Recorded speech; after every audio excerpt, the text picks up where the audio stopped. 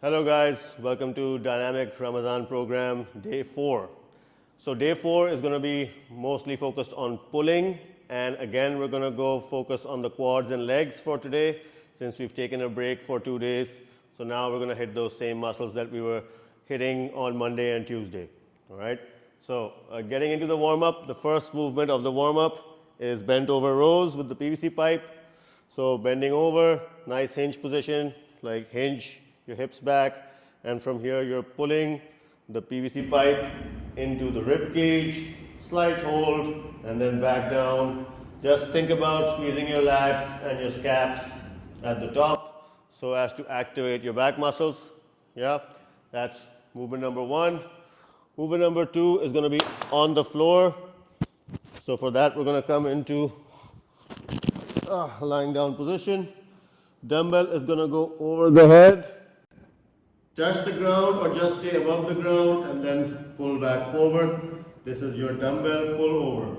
Alright, it's going to do 2 things. It's going to stretch out the shoulders and the back, and it's also going to activate the chest when you pull here. Here you want to squeeze the chest to kind of activate the pecs. Alright, so that is our dumbbell pull over.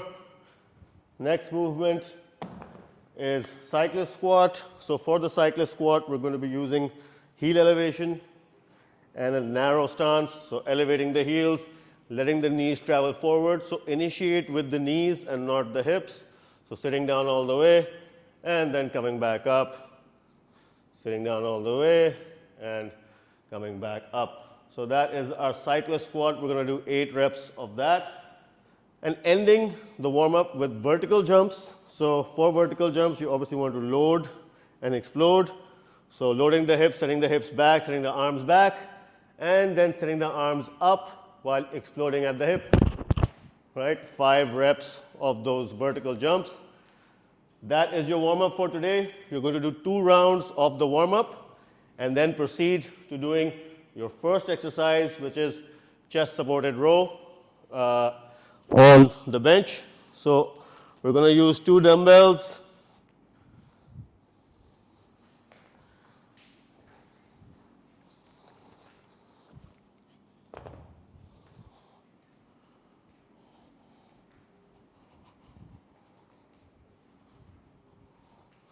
So if you have an inclined bench, obviously you can use that. If you don't, you can set up the bench like this with the J hook somewhere at the lower end of the rack. So coming onto the bench, chest on the bench, you can place your chin on top of the bench, or if you can't do that, then just head down into the bench and row. So from here, you're thinking about pulling the dumbbells to the hips, and again squeezing the lats and the back and the scaps as you pull. It also helps to kind of have a hook grip without the thumb here. So just using the fingers, something like this or this, no thumb in, and from here you're pulling again towards the hip. Right, so we're going to do this for 4 sets of 8 to 10 reps. First 4 reps, you want to pause at the top. All right, so you're pausing at the top for 2 seconds and then release. So first 4 reps you're pausing, and then the rest of the reps you're doing without pause. All right, that's movement number 1, chest supported dumbbell row. Now moving to the second movement, which is dumbbell deficit deadlift. Again, will be performed either on a plate, or if you have an elevated surface, you can use that. And although deadlifts are mostly done for your back, this kind of deadlift, the one we're going to show you, is more to do with the quads or the legs. So you're going to start the deadlift from the top down position, and from here you're going to send the knees forward, staying as vertical as you can, touch the ground, and then come back. Right? So initiating the movement with your knees, touch the ground, come back. So I'm trying to stay as straight as possible. I'm not hinging a lot. I'm staying straight, knees, knees, knees, knees, ankles, ankles, knees, and push. All right? So again, lots of quad activation going. We're going to go for 4 sets of 10 to 12 with this. And of course, you can increase weight with both of those movements, the chest supported row and the deficit kettlebell deadlift, because there are some movements that you can load pretty much easily. So once we're done with that, then we have barbell shrugs. So barbell shrugs, obviously you don't want to take this light barbell over here. Take again a nice heavy barbell, load it up nice and well.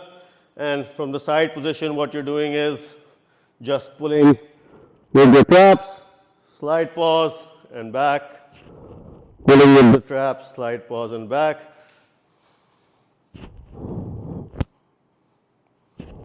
Again, keeping the the barbell close will help. If you try to push the barbell further away, it will make the exercise harder. So 4 sets of 10 to 12 for the barbell shrugs, and then we're going to move into the straight arm pull down. So for the straight arm pull down, you can either use just a band, use the width of the band to kind of get into a position where your arms are folded apart, hinge down, and the band is going to stay over the head, and from here you're going to pull down and through to the thighs. And again, all the way back up, down and through to the thighs.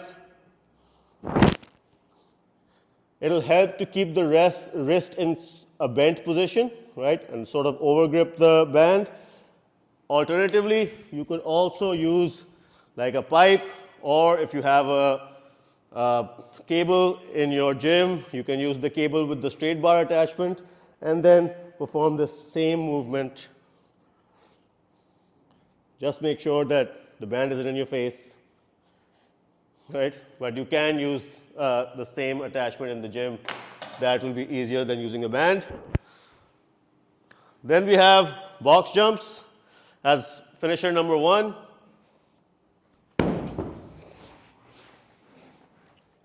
So again, for the box jumps, you want to try and land as high as possible. You don't want to kind of land in a very squatty position like so, right?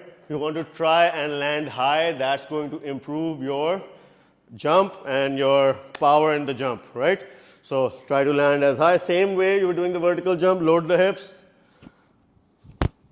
and land as straight as possible. That's going to give you more benefit than landing in a deep squat. Yes, while doing CrossFit, you can land in a deep squat, but when you want to increase power, a higher landing is what's going to get there. Okay? And then we have single leg jackknives, which is again on the ground. So for the single leg jackknives, we are keeping your hands on the temples, and we're going 1, 2, 3, 4. So just one leg coming in, and you're tucking the chin and rounding the back to activate those abs. So 1, 2, 3, and that is your single leg jackknife. And that concludes, guys, day 4 of the Ramzan dynamic workout. We will see you for day 5 tomorrow.